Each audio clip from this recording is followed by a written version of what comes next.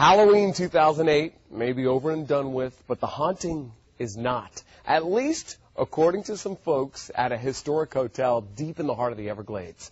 4 in Your Corner's Rosemary Connors and chief photojournalist Kurt Tremper followed a group called the Florida Paranormal Research Team investigating tales of hauntings in a tiny Hendry County town on the edge of Lake Okeechobee.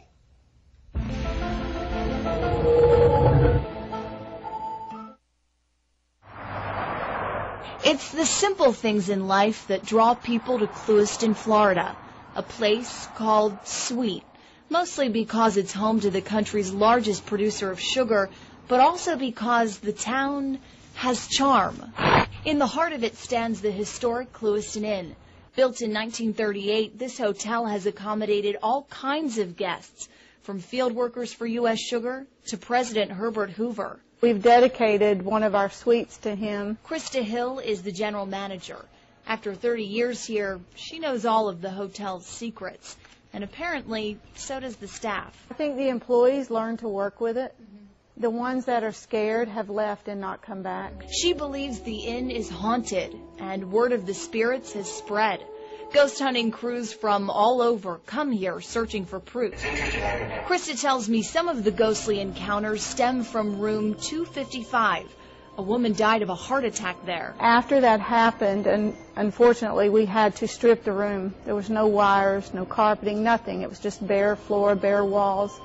And we would experience, we had our old switchboard, and we would experience every night that there would be a call come to the switchboard. From room 255? From room 255. But Krista says that's not the only haunted room. 118, over the past probably 20 years, there have been reports from guests of seeing a lady standing at the window. Here's the picture. Curious, Krista took a picture of the window and thinks she captured the lady on film. That's supposed to be her face. The image rattled Krista, but the experts insist she has no reason to be afraid. The one thing I like about the Clewiston Inn is there's definitely activity, there's energy here. But the other thing I like about it is the energy is generally all positive. To track down the energy, Ian Hicken and the Southwest Florida Paranormal Research Team are investigating. They've set up cameras, digital voice recorders, and EMF meters that pick up random electromagnetic fields thought to be paranormal activity. In this room, the crew is also working with a new computer tool called the Paranormal Puck. The Puck detects changes in the environment. It uses a 1,200-word vocabulary to express those changes. For us, the word news kept popping up. I have had that piece of equipment since the first week of August, and I've never had the word news come up yet. Besides the Puck, it was a quiet night. We had a few spikes on the EMF meter, but that was it. Until, for no reason at all, the electricity went out. 10-4. Can you repeat that, please? Hold on. The power to the entire structure is down.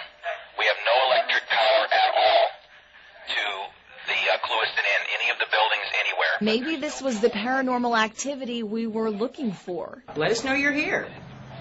I mean, you've already taken out the power in here. No response until a few minutes later when, all of a sudden, the power came back on. We believe that spiritual energy is energy.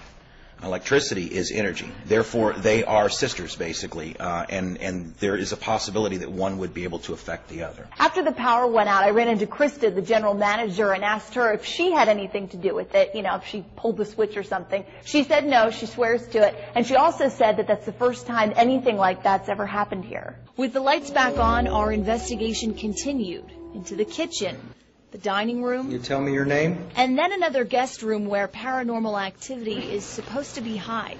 Now we're in room 118, and if you check out the EMF meter, you can see that it's a high, steady reading. Usually when that happens, it means that it's caused by something man-made, not paranormal, like there could be some kind of power line running underneath this room.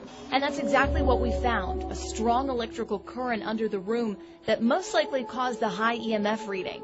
That kind of voltage can make you sick. When you have a really high EMF and somebody stays in there for a long time, it actually causes what is called a fear cage. It can make people's skin crawl, they can hear noises, feel paranoid, almost nauseous to the point where they actually think they are seeing something paranormal, where it's just something man-made and they can go into it and very easily explainable. It's one possibility, but it doesn't explain everything in this hotel. Everything I've done in my life has been, I've always been trained that it's black and white. It is or it isn't. It's either this or that. Lately in this field, though, I've been starting to see that there's a lot of colors in the middle that I'm missing. That may be here. In Clewiston, Rosemary Connors, FOX4 in your corner. Now, this is the second time Rosemary and our chief photographer, Kurt Trumper, went ghost hunting with the Florida Paranormal Research Team. Back in April, they checked out Captain Khan's restaurant on Bokeelia and Pine Island, and you can see what they found on that trip on fox4now.com.